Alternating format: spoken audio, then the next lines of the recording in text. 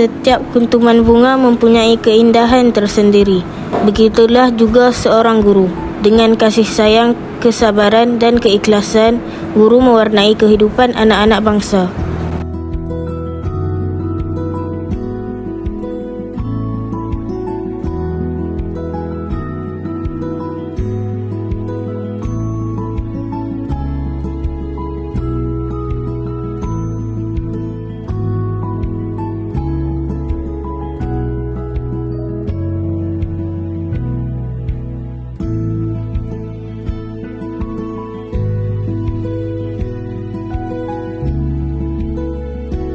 Setiap bunga yang dipilih membawa makna. Mawar melambangkan kasih sayang. Buah petai melambangkan kekayaan hasil bumi Malaysia. Daun hijau memberi harapan dan pertumbuhan. Seterusnya, bunga kantan. Dalam budaya tempatan, bunga kantan turut melambangkan kemesraan, kemakmuran dan identiti Malaysia.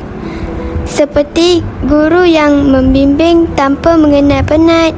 Setiap susunan dalam gubahan ini melambangkan perjalanan mendidik dengan penuh dedikasi.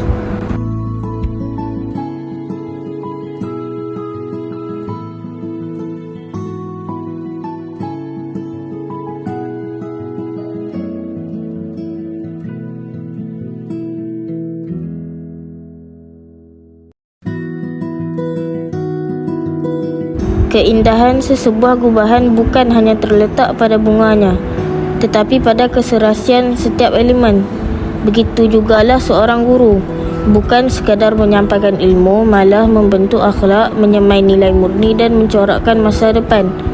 Hasil gubahan ini menjadi simbol penghargaan buat semua guru yang sentiasa menjadi inspirasi, pencetus impian dan pembina generasi.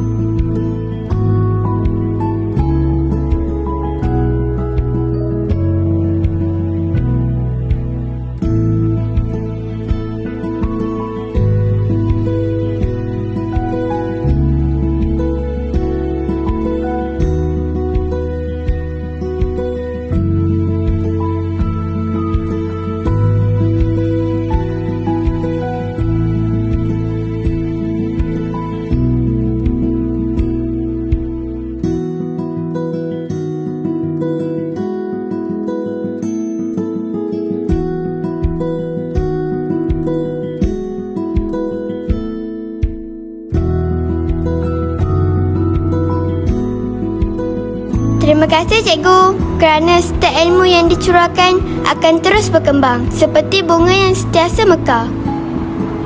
Guru, mekarnya ilmu, harumnya budi. Selamat Hari Guru cikgu.